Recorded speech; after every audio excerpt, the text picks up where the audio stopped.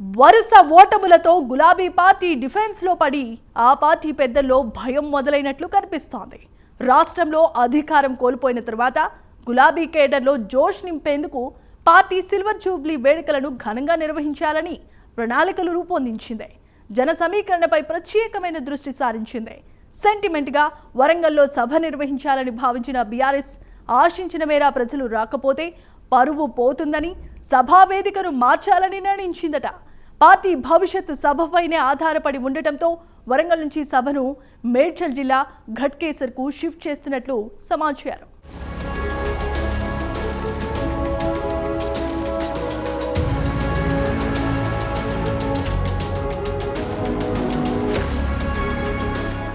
BRS party ఆవిర్భవించి April 27కి 25 ఏళ్లు అవుతుండటంతో silver Jubilee వేడుకలను వైభవంగా నిర్వహించాలని భావిస్తోంది.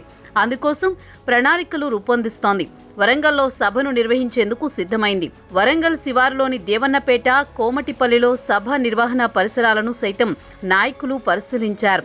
అయితే వరంగల్ సభా ప్రాంతం అందరికీ అనుగుణంగా లేకపోవడంతో సభకు ప్రజలు వస్తారో రారో అనే ఆలోచనలో పార్టీ అధిష్టానం పడినట్టు సమాచారం. అందుకే సభాస్థలిని మేడ్చల్ జిల్లా ఘట్కేసర్ ప్రాంతానికి షిఫ్ట్ చేస్తున్నట్లు పార్టీ వర్గాల సమాచారం.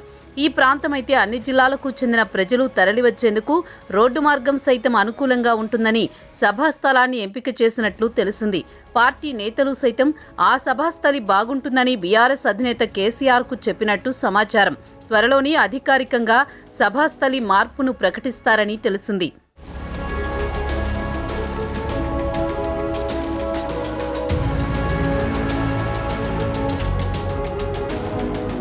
ఏప్రిల్ నెలలో ఎండలు ఎక్కువ. దీనికి తోడు వరి కోతలు సైతం ముమ్మరంగా సాగుతాయి.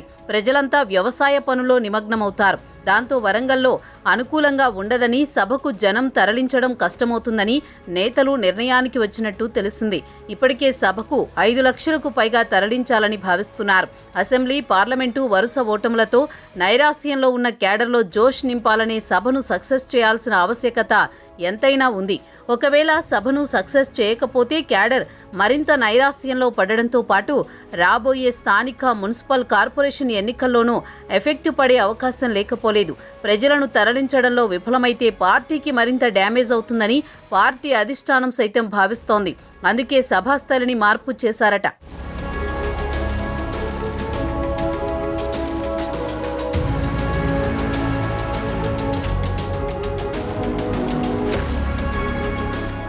గ్రేటర్లో బీఆర్ఎస్కు పట్టుంది. 24 అసెంబ్లీ స్థానాల్లో 16 స్థానాల్లో బీఆర్ఎస్ విజయం సాధించగా, కంటోన్మెంట్కు జరిగిన ఉప ఎన్నికల్లో కాంగ్రెస్ విజయం సాధించడంతో బీఆర్ఎస్ బలం 15 స్థానాలకు చేరింది.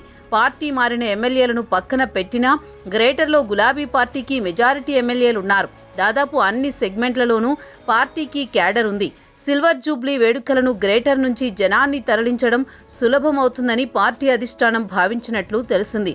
జిల్లాల నుంచి ఆశించిన మేర రాకున్నా గ్రేటర్ నుంచి జనం వస్తే భారీ సక్సెస్ అవుతుందని అంచనాకు వచ్చిందట.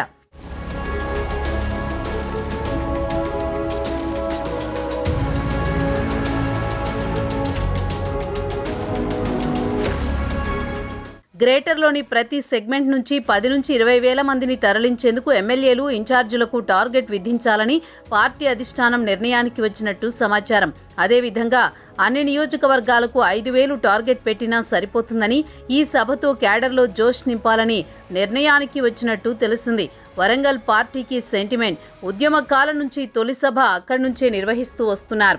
ఆ సభను సక్సెస్ చేసి పార్టీలో జోష్ నింపుతారు. అందుకే వరంగల్లో సభ నిర్వహించాలని భావించారు. గత ఏడాది సైతం ప్లీనరీ నిర్వహిస్తామని, భారీ బహిరంగ సభ నిర్వహిస్తామని లీకులు ఇచ్చింది. కానీ సభ నిర్వహించలేదు.